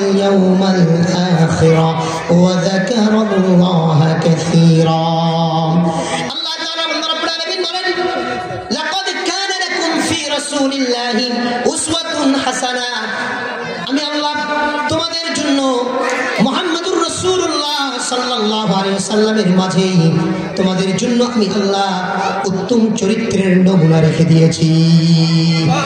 উত্তম চরিত্রবান হিসাবে যদি আমরা কাউকে ফলো করতে চাই, তাকে তিনি কে? মুহাম্মদুর রাসূলুল্লাহ সাল্লাল্লাহু আলাইহি ওয়াসাল্লাম। রব্বুল আলামিন বলেন, তোমাদের নবীর মাঝে আমি আল্লাহ উত্তম চরিত্র রেখে দিয়েছি, তোমরা তোমাদের নবীকেই ফলো করবে, তাহলে তোমরা উন্নত উত্তম চরিত্রের অধিকারী হয়ে যাবে। রব্বুল আলামিন আরো সুন্দর করে বলতে গিয়ে সূরাতুল কালামের 4 নম্বর আয়াত 29 নম্বর পারার 3 নম্বর পৃষ্ঠা রব্বুল আলামিন বলেন, ওয়া ইন্নাকা লাআলা খুলুকিন আযীম। রব্বুল আলামিন বলেন, ও নবী, আমি আল্লাহ আপনাকে মহান চরিত্রের অধিকারী বানিয়ে নবী আমি আল্লাহ আপনাকে দুনিয়াতে পাঠিয়েছি। রব্বুল আলামিন বলেন, মহান চরিত্রের অধিকারী বানিয়ে আমি আল্লাহ দুনিয়াতে পাঠিয়েছি। ও আল্লাহর গোলাম আর রাসূলুল্লাহ সাল্লাল্লাহু আলাইহি সাল্লাম কি বলেছেন চলুন। قال رسول الله صلى الله عليه وسلم بعثت لأتمم مكارم الأخلاق। মুহাম্মদুর রাসূলুল্লাহ সাল্লাল্লাহু আলাইহি ওয়াসাল্লাম বলেন, আমাকে আল্লাহ তাআলা পাঠিয়েছেন উন্নত চরিত্রবান, বয়স্তু লিউতাম্মিমা মাকারিমাল আখলাক, উন্নত চরিত্রবান বানাবার জন্য, উন্নত চরিত্র শিক্ষা দেওয়ার জন্য আমি নবীকে রব্বুল আলামিন দুনিয়াবাসীর কাছে পাঠিয়েছি। উন্নত চরিত্র শিক্ষা দিবেন কে? আরে উন্নত চরিত্র শিক্ষা দেওয়ার জন্য রব্বুল আলামিন মুহাম্মদুর রাসূলুল্লাহ সাল্লাল্লাহু আলাইহি ওয়াসাল্লামকে পাঠিয়েছেন। আল্লাহ তাআলার বান্দা চরিত্রবান 3 প্রকার, ভালো করে শুনুন। আল খুলুকুল হাসান, আল খুলুকুল কারীম, আল খুলুকুল আযীম। চরিত্র 3 প্রকার। আল খুলুকুল হাসান, 1 নম্বর চরিত্রবান আল খুলুকুল হাসান। সেই সমস্ত চরিত্রবানকে বলা হয় যাদের সাথে কেউ মিসবিহেভ করে। মিসবিহেভ কারোর সাথে যখন কেউ করে, আর সে এতটুকু যতটুকু সে করে ততটুকুই পাল্টা প্রতিশোধ নেয়, এতটুকু নেওয়াটা আল্লাহ তাআলা কোরআনে জায়েজ করে দিয়েছেন। অর্থাৎ আপনাকে কেউ একজন আপনাকে একটা ছোট্ট বকা দিয়েছে, যে বকাটা দিয়েছে আপনি পাল্টা তাকে ততটুকুই একটা বকা দেওয়া ইসলাম জায়েজ করেছে। আপনাকে কেউ একটা থাপ্পড় দিয়েছে, পাল্টা একটা থাপ্পড় দেওয়া ইসলাম জায়েজ করেছে। আপনি যদি প্রতিশোধ নিতে চান কতটুকু নেবেন, এতটুকু নেওয়ার অনুমোদন করেছেন কে? আল্লাহ তাআলা। এই চরিত্রবানকে বলা হয় আল খুলুকুল হাসান। রব্বুল আলামিন এই কথাটি আলোচনা করেছেন সূরাতুন নাহল 124 নম্বর আয়াত 14 নম্বর পারা 20 নম্বর পৃষ্ঠায় রব্বুল আলামিন বলেন, ওয়া ইন আকাবতুম ফাআতিবু বিমিসলি মা উকিবতুম বি ওয়া লা ইন সাবারতুম লাহুয়া খায়রুল লিস-সাবিরিন। আল্লাহ তাআলা বান্দা রব্বুল আলামিন বলেন, ওয়া ইন আকাবতুম ফাআতিবু বিমিসলি মা উকিবতুম বি। আল্লাহ বলেন, যদি প্রতিশোধ নিতে চাও ততটুকুই নিবে যতটুকু সে অন্যায় তোমার সাথে করেছে। সুবহানাল্লাহ বলেন। প্রতিশোধ নিতে চাইলে কতটুকু নিবে? কথা বলেন। যতটুকু অন্যায় সে করেছে তোমার সাথে, এতটুকু প্রতিশোধ নেওয়ার অনুমোদন দিয়েছেন কে? আল্লাহ। কিন্তু আপনি যদি আরেকটু বাড়ায় নেন তো এটা কি হয়ে যাবে? জুলুম হয়ে যাবে। বাবা পাল্টা আপনি জালেম হয়ে গেলেন। আমাদের দেশের রাজনীতিবিদদের একটা কথা আছে, ইট মারলে পাটকে খাইবা, পাটকে মারলে পাথর খাইবা ইত্যাদি। আচ্ছা, যে ইট মারলে যে আরেকটা বাড়তি কিছু মারতে চাইছে সেটা কি জায়েজ না হারাম? আরে কথা কয় না, জায়েজ না হারাম? কেউ যদি কয় আমি ঢিল মারবো, তো আপনি এতটুকু কইতে পারেন, হুমকি দিতে পারেন আমিও ঢিল মারবো। এটা হাদিসেও আসছে।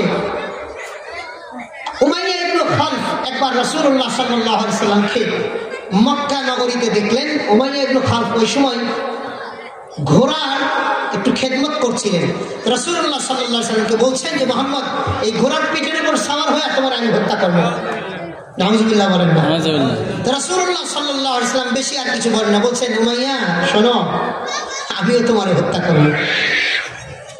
তিনি জীবনে একটা মানুষকেই জীবনে কি করেছেন?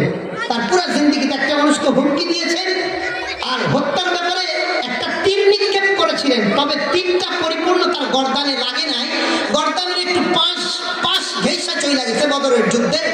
এই উমাইয়া ইবনে খালফ এই লানত প্রাপ্ত, আল্লাহর লানত প্রাপ্ত এই উমাইয়া ইবনে খালদ ওই তীর পার্শ্বে যাওয়ার পরে এত জোরে চিৎকার করতে করতে সেই শত্রু শিবিরে গিয়েছিল। শত্রু শিবিরের লোকজন সব হাসছে, আরে মেয়ে কারণ পা কাটছে, হাত কাটছে, তোমার মেয়ে একটু তীর এদিক দিয়ে গেছে, তুমি কি ব্যথা পাইছো, হুদা খাও, চিৎকার করতেছো, চেঁচামেচি করতেছো। উমাইয়া ইবনে খালদ বলে যে আমি যে ব্যথাটা পাচ্ছি এই ব্যথাটা যদি পুরা হেজাজবাসীকে ভাগ করে দেওয়া হয় সকলে মারা যাওয়ার জন্য যথেষ্ট হয়ে যাবে। তো আল্লাহু আকবার, আলী হাসান ভাইয়ের মুসল্লি আছেন, তো আল্লাহু আকবার বলতে পারেন, মরা হইলে কেমন হবে? আপনাদের খতিব সাহেব তো যোগ্য এবং গরম মানুষ ভাই আমার। আলী হাসান ভাইয়ের মুসল্লিরা আছেন, তারপরে একটু আল্লাহু আকবার বলবেন। বুঝতেছেন অবস্থাটা কি? একবার তিনি একজন হত্যা হুমকি দিচ্ছে, তিনিও পাল্টা হুমকি দিচ্ছে, শেষ। তো বলছিলাম এতটুকু জায়েজ ইসলাম যতটুকু করেছে, কিন্তু আমরা কেউ যদি আমাদেরকে মারে বা আমাদেরকে কিছু করে তো আমরা কি করি? আমরা এই দেখেন, মনে করেন জামাতের কেউ আমলিক সরকারের আমলে, স্বৈরাচার সরকারের আমলে হয়তো কোনো ভাই জামাতের কিছু একটা করছে, তো একজন করতে পারে, দুইজন করতে পারে, 10 জন করতে পারে, 50 জন করতে পারে, কিন্তু জামাতি ইসলামের একটা দল, এই দলের কি সবাই খারাপ? কথা বুঝেন না, সবাই খারাপ। তো হাসিনা সরকার কি করলো? হাসিনা ম্যাডাম প্যাকেজে সবাইকে প্যাকেজে টপ টু বটম সবগুলোরে ধইরা বইরা রাখছে। তারপরে বিএনপি কেউ কিছু খারাপ করছে তো বিএনপির সবগুলোরে বাইসা প্যাকেজে কি করছে? ভইরা দিছে। তো আল্লাহ কয় 2024 সালে হাসিনা তুইও দেশ থেকে পলা, সাথে তোর বোনরে ফিরি লয়া পলা, প্যাকেজে ধরা হচ্ছে, বোনরে পলা। আল্লাহ জয়রে আমেরিকায় কয়, জয়ের বউরে আল্লাহ কয় তুই এটা ছাইরা দে। জয়ের ক্রিস্টিনা জয়ের ছাইরা দিছে, প্যাকেজে ধরছে না ধরে নাই? আল্লাহ আবার কয়, আবার টিউলিপ হাসিনার ভাগিনা, আবার হাসিনার ভাগিনী টিউলিপ আবার লন্ডনের মন্ত্রী, না এটাও তো ভেজাল্লা আছে। কারণ খালার বিভিন্ন আকাম কুকামের সাক্ষী, আকাম কুকামের কি করছে, হেফাজত করতে গিয়া আকাম কুকাম করছে, তো তারও সহ প্যাকেজে সবগুলোরে একসাথে ত্যাগ স্বীকার করাইছে। পিনাকি এই জন্যই করে একটা ত্যাগী পরিবার, দেখেন না, কথা কয় না। পিনাকির ভাষায় পিনাকি বলে যে দেখেন না, হাসিনা দেশ ত্যাগ করছে, তার বোন দেশ ত্যাগ করছে, ক্রিস্টিনা জয়রে ত্যাগ করছে, টিউলিপ ক্ষমতা থেকে পদত্যাগ করছে। তো একটা ত্যাগী জাতি, এই জাতির একটা পরিবার ছিল ত্যাগী জাতি।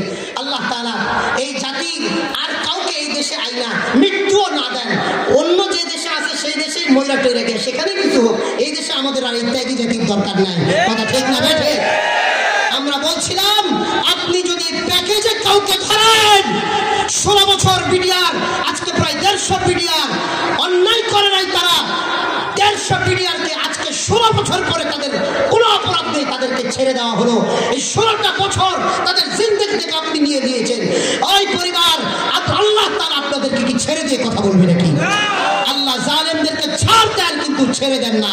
আমাদেরকে আল্লাহ দেখাচ্ছেন এই পরিবারের আরো জুলুম, এই পরিবারের আরো অপদস্থ, এবং এই দলের এখনো যাদের চোখ করে দেয়, এখনো যারা সহি পথে ফিরে আসবে না, তাদেরও এই অপরাধীদেরও এই অপরাধীর বেইজ্জতিও আল্লাহ পাক আমাদেরকে দেখাবেন ইনশাআল্লাহ।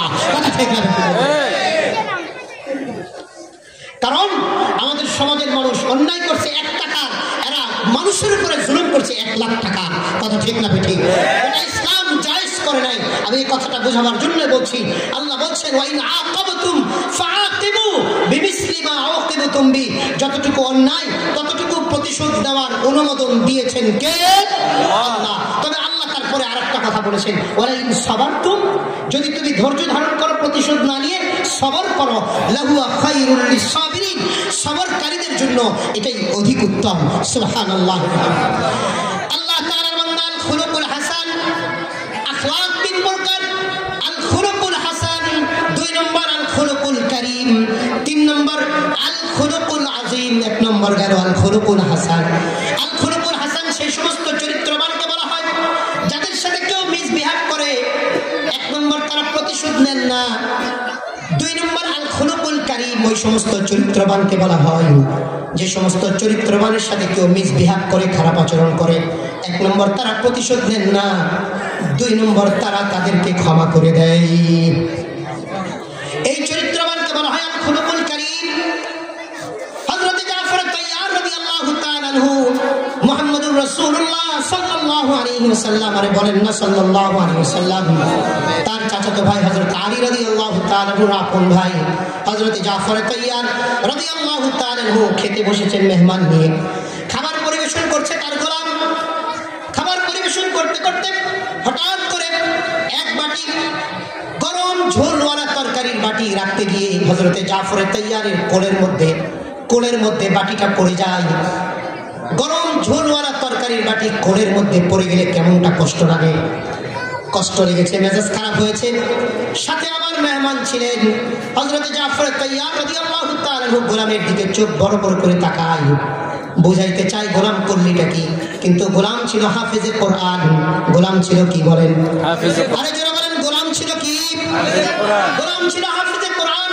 গোলাম কোরআনুল কারীমের একটি আয়াত কারিমা তিলাওয়াত করে, ওয়াল কাযিমিনাল গায়যা ওয়াল আফিনা আনিন নাস আল্লাহু ইউহিব্বুল মুহসিনিন। রব্বুল আলামিন আয়াত কারিমা এনেছেন সূরা আলে ইমরান 134 নম্বর আয়াত, 4 নম্বর পারা 6 নম্বর পৃষ্ঠা। রব্বুল আলামিন মুত্তাকিদের কি কি গুণাবলী হবে, মুত্তাকিদের কি কি গুণ হবে, গুণের আলোচনা করতে গিয়ে রব্বুল আলামিন বলেন ওয়াল কাযিমিনাল গায়জ, রাগ করবা না, রাগকে কন্ট্রোল করবা। সুবহানাল্লাহ বলেন। ওয়াল কাযিমিনাল গায়জ, রাগ কন্ট্রোল করবা। আল্লাহ তাআলার বান্দা কিয়ামতের দিন রব্বুল আলামিন বান্দার আমলনামায় সবচেয়ে যে জিনিসটা ভারী হবে, বান্দার আমলনামায় সবচেয়ে বান্দার যতগুলি আমল থাকবে, আমলের মধ্যে নামাজ, রোজা, হজ, যাকাত, কোরআনের তিলাওয়াত, এই যতগুলি আমল থাকবে সমস্ত আমলের মধ্যে সবচেয়ে বান্দার আমলনামায় যে আমলটা দিলে বান্দার আমলনামাটা ভারী হয়ে যাবে, সেই আমলনামাটার নাম হচ্ছে, সেই আমলের নাম হচ্ছে হসনুল খুলুক, উত্তম চরিত্রবান হওয়া। কি হওয়া বলেন? উত্তম চরিত্রবান হওয়া। আর উত্তম চরিত্রের দুটি দিক, উত্তম চরিত্র হওয়ার জন্য দুটি বিষয় আমাদের কন্ট্রোল করতে হবে। উত্তম চরিত্রবান হওয়ার জন্য কয়টি বিষয় কন্ট্রোল করতে হবে? দুটি বিষয় ভালো করে মনে রাখেন। অনেকে বলে ভাই উত্তম চরিত্রবান হয়, আসলে উত্তম চরিত্রবান কি কি জিনিসের নাম? দুটি জিনিসের নাম। নাম্বার 1, রাগ কন্ট্রোল করা। কি কন্ট্রোল করা? সবাই বলি কি কন্ট্রোল করা? নাম্বার 2, যৌনতা কন্ট্রোল করা। 1 নম্বর কি করা? যত্রতত্র রাগ করা যাবে না। নাম্বার 2, যৌনতা কন্ট্রোল করতে হবে। যৌনতা যত্রতত্র ব্যবহার করার কোনো সুযোগ নাই। বিবির কাছে যাইব, বিবির সাথে ব্যবহার করা যাবে, দুনিয়ার অন্য কোথাও যৌনতা ব্যবহার করার সুযোগ আল্লাহ পাক দেননি। এই দুটি জিনিস যদি কেউ কন্ট্রোল করতে পারে তাহলে দুনিয়ার মধ্যে সেই উত্তম চরিত্রবান। সুবহানাল্লাহ। কিন্তু দুর্ভাগ্য যেটা আমাদের, সেটা হচ্ছে যে আমরা ক্ষমতা পেলে অথবা একটু যদি বড়লোক হই অথবা একটু ভালো একটা চাকরি বাকরি করি তাহলে আমাদের আর রাগ কন্ট্রোল থাকে না। অথচ উন্নত চরিত্রবান হওয়ার জন্য এই দুটি জিনিস কন্ট্রোল করতে হবে। সাহাবী আসলেন, এসে বললেন ইয়া রাসূলুল্লাহ, একটা নসিহা করুন আমাকে।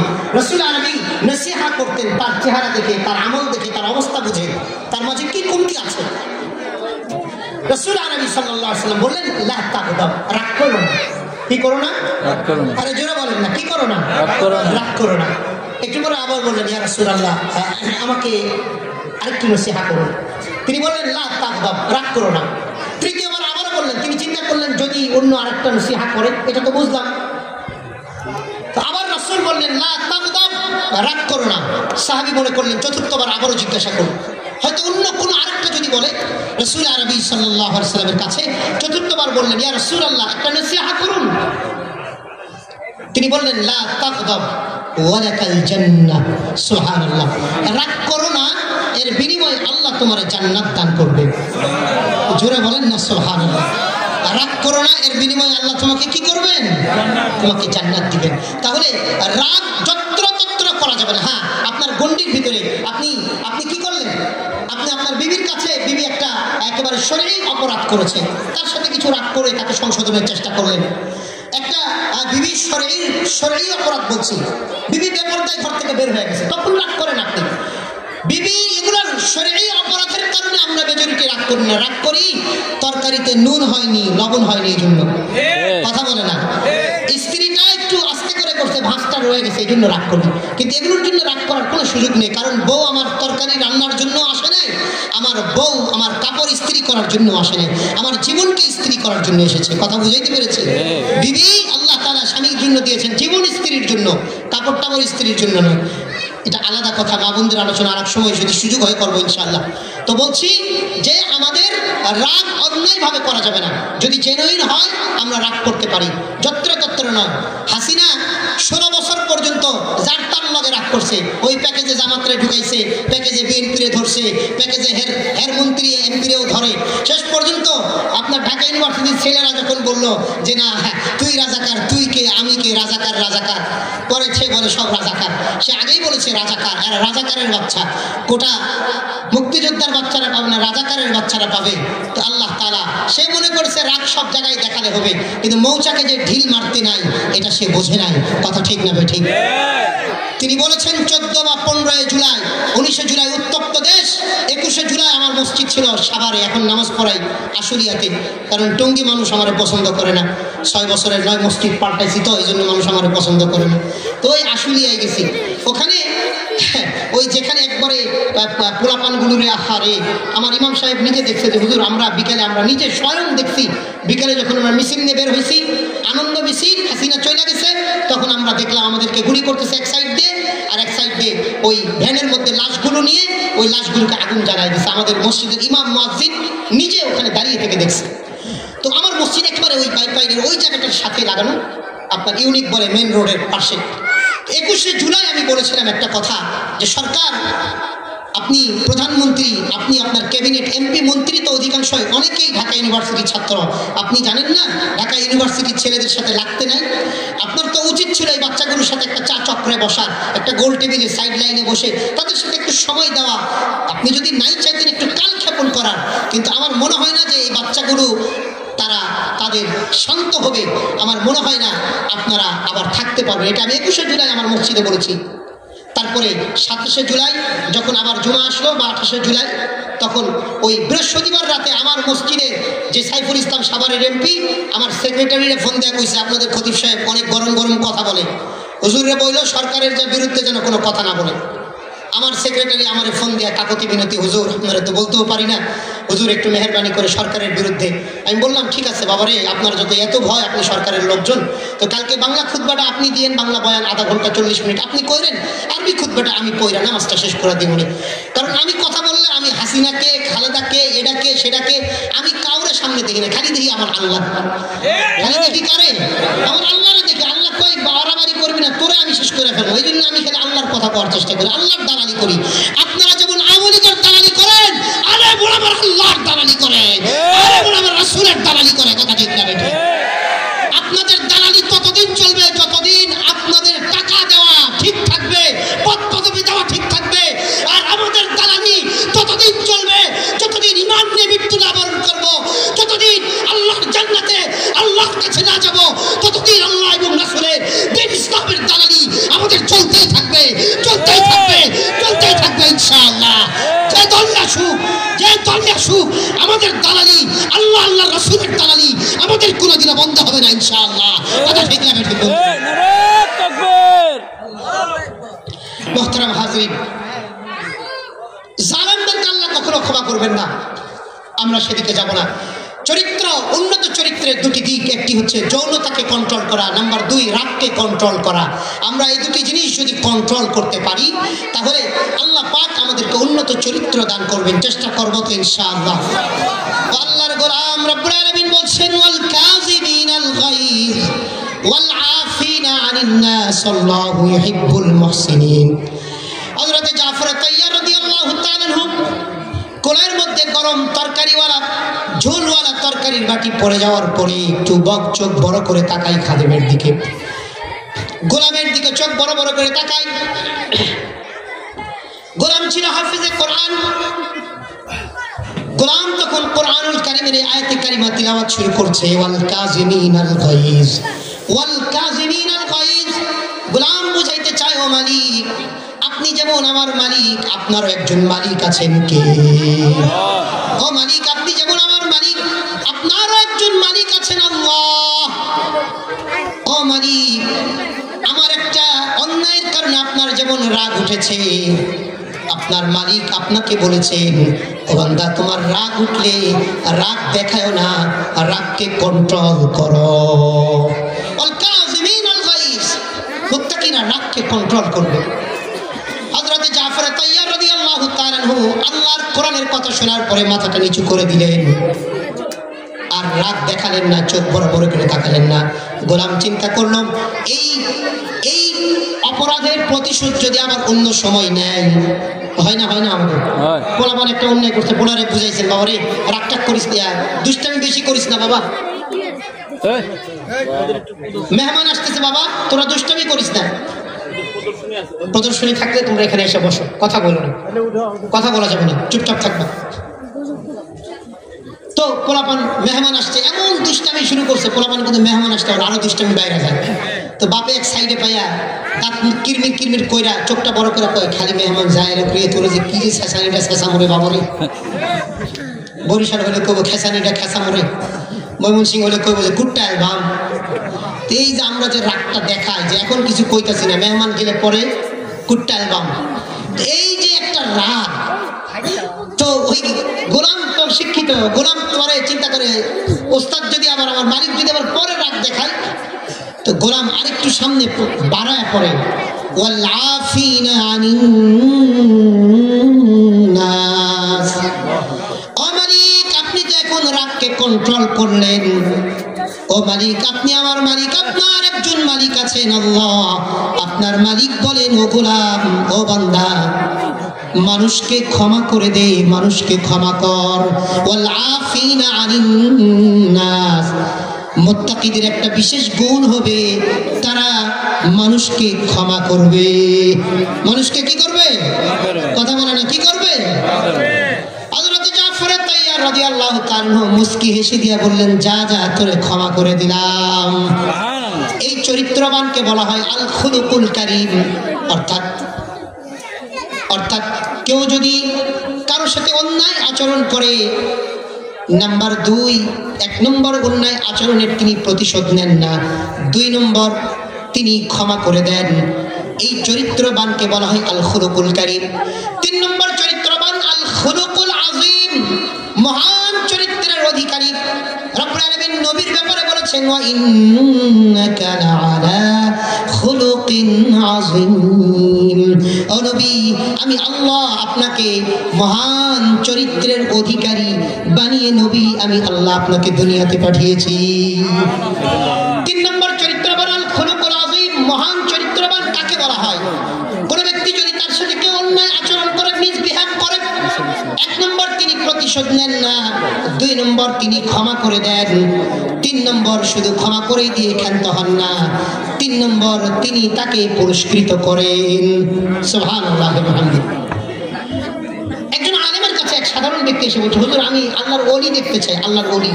আচ্ছা আল্লাহর ওলি দেখবা, তুমি অমুক মসজিদে যাবা, গিয়া দেখবা 3 কোণার মধ্যে 3 জন ব্যক্তি জিকির করতেছে, তুমি গিয়া 3 জনের 3টা চটকানি দিবা, থাপ্পড় মারবা, থাপ্পড় মাইরা চলে আসবা। পাল্টা কেউ কিছু করলে তুমি আবার কিছু কায়দা জায়গা যাবে, গন্ডগোল লাগবে না, চলে আসো। তো এই ব্যক্তি গেছে গিয়া 3 জনের 3টা থাপ্পড় মারছে, মাইরা মুইরা আবার উনি চলে আসছে। হুজুররা এসে বলে, হুজুর চলে আসছি। ওই 3 জনের 3টা থাপ্পড় মারছিল, কয় হ। তো কারগুজারি শোনাও কে কি করলো? কয় হুজুর প্রথম জনটা কে কি দেখি গিয়া 3 জনই মাথা নিচু কইরা দিয়ে আল্লাহর জিকির করতেছে। তো প্রথম জনের থাপ্পড় মারলাম, হুজুর প্রথম জন উইঠা উনিও আমার একটা ঠাড়ায় থাপ্পড় মারছে। আচ্ছা তুমি কোন গালে মারছিলে? কয় হুজুর ডান গালে। তো উনি তোমার কোন গালে মারছে? কয় ডান গালে মারছে। আচ্ছা তুমি কত মাইল স্পিডে মারছিলে? কয় হুজুর 10 মাইল স্পিডে। উনি তোমার কি 20 মাইল স্পিডে মারছে? কয় না, উনিও আমার 10 মাইল স্পিডে, আমি যতটুকু জোরে মারছি এতটুকু জোরে আমার ফেরত দিচ্ছে। উনি আল্লাহর ওলি। কি উনি? আল্লাহর ওলি, কোরআনের উপরে আছে। দ্বিতীয় জন, হুজুর দ্বিতীয় জনকে থাপ্পড় দিছি, উনি যেমনি জিকির করছিল উনি যেমনি অমনি জিকিরই করতেছে, উনি টানিও তাকায় না, বাবেও তাকায় না, চিন্তা করে কোথায় থেকে কি পড়ছে না পড়ছে জায়গা। তৃতীয় জন, হুজুর তৃতীয় জন যখন থাপ্পড় মারছি উনি তাড়াতাড়ি উইঠা পড়ছে, উইঠা আমার হাত ধরছে, হাত ধরে আমার কান্দা দিছে। কান্দা কয় যে ভাই আমারে যে মারছেন আমার কোনো ব্যথা নাই, কিন্তু আপনি যে আমারে মারছেন, মারতে গিয়ে আপনার হাতে ব্যথা পাইছেন কিনা ভাই? আপনার হাতে যদি ব্যথা লাগে এই জন্য আমার কষ্ট লাগতেছে, আমার কারণে কোন একটা মুমিনের হাতে কষ্ট লাগবে এটা আমার বরদাস্ত হবে না। তো আলেম বলছে যে ওয়াইন্নাকা লাআলা খুলুকিন আযীম, এই যে চরিত্রবানকে পাইলা, মারার পরেও আবার উইঠা হাত নাইরা দেয়। বুড়ি 5-10 বছর কাটা বিছায় দেওয়ার পরে বুড়ি আবার কি, বুড়ি যখন অসুস্থ হয়ে যায় ওই বুড়ির যিনি খোঁজ নিতে যান তিনি মুহাম্মদুর রাসূলুল্লাহ আলাইহি ওয়াসাল্লাম। ইহুদি তাকে জ্বালানোর জন্য ঘরে মেহমান হয়ে ঘরে থেকে ঘরের মধ্যে ভালো জায়গাটাতে পায়খানা কইরা পলায়া সকালবেলা চলে গেছে বদমাইশ। রাসূলকে কষ্ট দেওয়ার জন্য নবী সকালবেলা ওইটা ইহুদিরে ডাক দিতে গিয়ে দেখে ঘরের মধ্যে পায়খানা করা, দেখা পেরেশান হয়ে গেছে। আরে আমার মেহমানটা ইহুদি মানুষ, রাতের বেলা আমি তার খবর নিতে পারি নাই, তিনি পায়খানা করে গেছেন, নতুন মানুষ হয়তো কষ্ট পাইছেন। পার্শ্বে দেখে তরবারিটা নিয়ে রাসূল বের হয়েছেন যে কই গেল দেখি, একটু খুঁজে পাইলে তার তরবারিটা দিব আর মাপ চাই নেব। ইহুদি কিছুদূর যাওয়ার পরে আবার চলে আসছে। চিন্তা করলো আমার তরবারি তো নিতে হবে, এখন মোহাম্মদের কাছে যাই কেমনি, তার বেইজ্জতির কথা, ঘরের মধ্যে ইচ্ছা করে পায়খানা করে দিচ্ছে তাহলে কষ্ট দেওয়ার জন্য। তো আবার আসতে কাছাকাছি আসতে রাসূলুল্লাহ সাল্লাল্লাহু আলাইহি সাল্লাম দৌড়াই গেছেন। যাওয়ার পরে হাত ধরছেন, হাত ধরা কই ভাই দুঃখিত, আমি রাতের বেলা আপনার খবর নিতে পারি নাই, আপনি হয়তো কষ্ট পাইছেন, না জানি কত কষ্ট পাইছেন, টয়লেট করে ফেলছেন, আমার আপনি মাফ করে দেন। সুবহানাল্লাহ। এ হচ্ছে মুহাম্মদুর রাসূলুল্লাহ সাল্লাল্লাহু আলাইহি সাল্লাম, যার চরিত্রের ব্যাপারে আল্লাহ তাআলা যিনি স্রষ্টা সাক্ষ্য দেন, ওয়া ইন্নাকা লাআলা খুলুকিন আযীম। ও নবী, আপনাকে মহান চরিত্রের অধিকারী বানিয়ে পেয়েছে আল্লাহ তাআলা। বান্দা হাদিসে এসেছে যে রাত্রিতে মুহাম্মদুর রাসূলুল্লাহ সাল্লাল্লাহু আলাইহি ওয়াসাল্লাম মক্কা থেকে হিজরত করে মদিনায় যাবেন, মক্কার কাফেররা সকলে যখন তার গৃহকে ঘেরাও দিয়ে রেখেছে, তাকে হত্যা করার জন্য রাসূলুল্লাহ সাল্লাল্লাহু আলাইহি ওয়াসাল্লাম আল্লাহর হুকুমে বেরিয়ে পড়লেন। চিন্তা করলেন মক্কা থেকে চলে যাব, মদিনায় চলে যাব। মক্কা থেকে যাওয়ার আগে আল্লাহর ঘরে বাইতুল্লাহতে খানায় কাবাতে 2 রাকাত সালাত আদায় করে যাই। রাসূলুল্লাহ সাল্লাল্লাহু আলাইহি ওয়াসাল্লাম বলতেছেন, আমি তো আপনার খেয়াল করি না, শেষ করে দেন কথাটা, গুছিয়ে শেষ করে দেন। আল্লাহ তাআলার বান্দা রাসূলুল্লাহ সাল্লাল্লাহু আলাইহি ওয়াসাল্লাম চিন্তা করলেন খানায় কাবাতে বাইতুল্লাহতে 2 রাকাত নামাজ পড়ে মদিনার দিকে হিজরত করবে। বাইতুল্লাহর চাবি ছিল উসমান ইবনে মাজউন। উসমান মাজউন নামক একজন কাফেরের হাতে। তার ঘরে গেলেন, যাওয়ার পরে তাকে বললেন, উসমান মাজউন কাবার ঘরের চাবিটা দাও, 2 রাকাত নামাজ পড়ে মক্কা ছেড়ে চিরদিনের জন্য চলে যাই।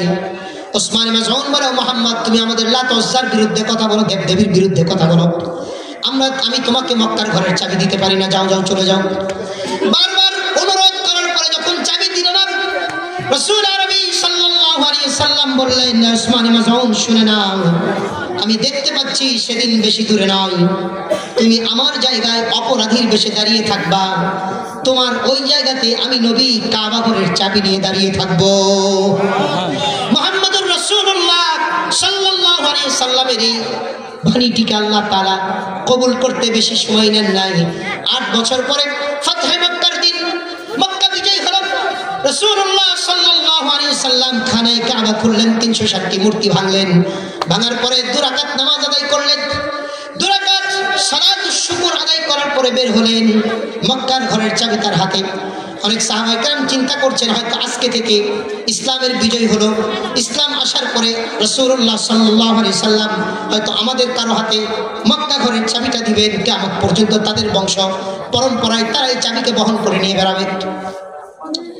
রাসূল আরবি সাল্লাল্লাহু আলাইহি সাল্লাম ঠিক ওই জায়গাতে দাঁড়ানো যেখানে উসমান মাজউন দাঁড়িয়েছিল। আর উসমান মাজউন মুহাম্মদুর রাসূলুল্লাহ সাল্লাল্লাহু আলাইহি সাল্লাম যে জায়গাতে দাঁড়িয়েছিলেন 8 বছর আগে রাত্রিবেলায়, ওই জায়গায় অপরাধীর বেশে দাঁড়ানো রাসূলুল্লাহ সাল্লাল্লাহু আলাইহি সাল্লাম ছোট্ট করে একটি ভাষণ দিলেন। ভাষণের শেষ পর্যায়ে এসে বললেন, যুগ যুগ ধরে বংশ পরম্পরায় ইব্রাহিম আলাইহিস সালাম থেকে নিয়ে এখন পর্যন্ত এই উসমান মাজউন তথা মাজউন গোত্রের কাছেই এই কাবা ঘরের চাবি থেকে আসছে। কাবা ঘরের চাবিটাকে সংরক্ষণ মাজউন গোত্রের লোকজনই করে আসছে। অতএব আমি মুহাম্মদ আজকে ইসলাম বিজয় হওয়ার পরে কিয়ামত পর্যন্ত আমি আবারও মাজউন গোত্রের কাছেই তথা উসমান মাজউনের হাতেই আমি কাবা ঘরের বাইতুল্লাহর চাবি দিয়ে দিলাম। রাসূল আরবি সাল্লাল্লাহু আলাইহি সাল্লাম চাবি দেওয়ার পরে চলে যাচ্ছিলেন। উসমান মাজউন পিছন থেকে ডেকে বলে, ও নবী, ও মুহাম্মদ, এই দুনিয়াতে যদি রব্বুল আলামিন কাউকে মহান চরিত্রের অধিকারী বানান, এবং আল্লাহ তাআলা যদি নবুয়তি কাউকে সত্যভাবে আল্লাহ যদি কাউকে নবুয়তি দিয়ে থাকেন তাহলে সেই ব্যক্তি আপনি একমাত্র হতে পারেন, দুনিয়ার আর কেউ হতে পারে না।